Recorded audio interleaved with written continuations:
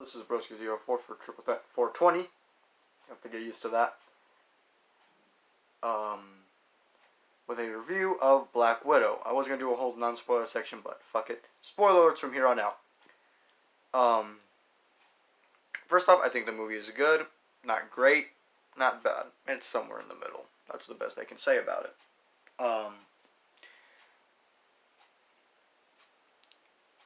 It's very... I don't know. I felt some parts of it were very weird. Like the way some of the transitions are like filmed through, like how some of the scenes go.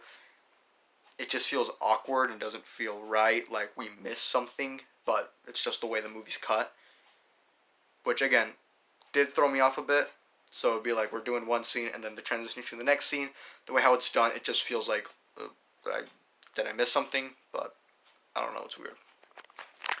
Pretty much the whole story of this is there is pretty much like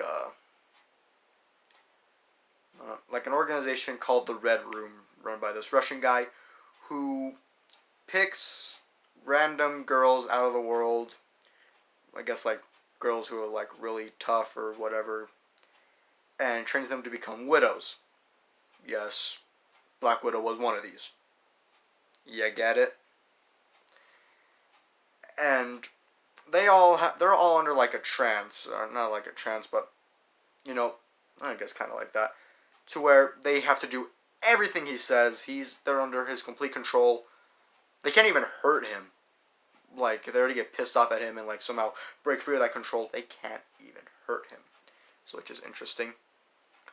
So he has all the widows that are like spread out across the entire world, and then he has what he calls his ultimate weapon, which is Taskmaster, which I have a problem with because anyone who's read the comics and knows Taskmaster is a hired mercenary. He's also a guy in the comics. Here, he is, of course, thing for the Red Room, and it's a girl. It's his daughter. So the backstory is that his Black Widow did a mission trying to kill him, but instead killed his daughter on accident. But he obviously brought her back to life with everything, like a chip in the back of her neck or whatever, pulling out commands, and now she's Taskmaster. Which, I mean, I guess it works. It reminded me a lot of X2, how Strikers, like, weaponized his son to go after Professor X, kind of, mentally, not physically, because he's in a wheelchair, but if anyone's seen X2, you know what I'm talking about. That's what this reminded me of. I don't know if I really liked it, because anyone who knows, again, anyone who reads the comics, Taskmaster is a pretty cool villain, really good. I think he's more of one of the underrated villains, and again, I don't necessarily have a problem with this one, but would have preferred the Taskmaster. We all know. So back to the main story. So they're all under the control, and someone developed like this powder that if the widows get like a whiff of it or whatever, they get it in their face, it breaks them out. They're free mentally. They're free. And so Black Widow's sister, they get back together and they try to, free all the Black Widows and finally kill this guy. That's the main thing. That's the main story here. You have a bunch of little twists and turns which bounce back and forth, which is, I don't know.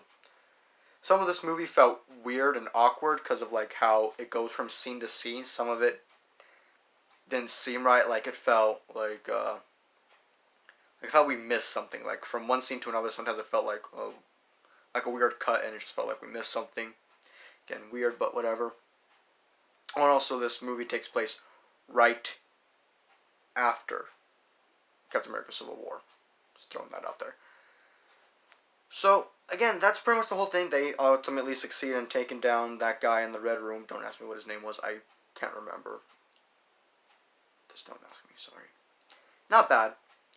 And then, there's, of course, the after credits scene. It's already after Black Widow's dead, and it's her sister at the job site. And if anyone's seen Falcon Winter Soldier, the girl that, kind of hired the U.S. agent, she's with her and saying, hey, you want to avenge your sister? kill this guy that's responsible for her death, and the picture is of Hawkeye, which is interesting. So I think that's going to lead into the Hawkeye show, which will be cool. Well, anyways, that's pretty much my little review of Black Widow. Again, not a great movie, not a bad one.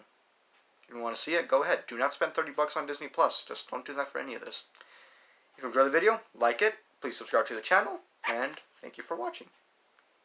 There will be another video later this week.